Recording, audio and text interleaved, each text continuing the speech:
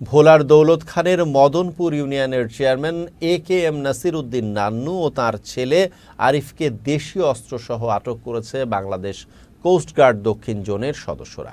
বৃহস্পতিবার রাতে ভোলা সদর থানার আবহাওয়া অফিস রোডস্থ নিজ বাড়ি থেকে তাদের আটক করা হয়। কোস্টগার্ড দক্ষিণ জোনের staff officer operation lieutenant Sabbir বলেন, চেয়ারম্যান এ.কে.এম. নাসির উদ্দিন নান্নু ও তার ছেলে আরিফকে 2টি দেশীয় আগ্নেয়াস্ত্র, 10টি দেশীয় ধারালো অস্ত্রসহ আটক করে কোস্টগার্ড সদস্যরা। পরে তাদের ভোলা সদর মডেল থানায় হস্তান্তর করা হয় বলেও জানান তিনি।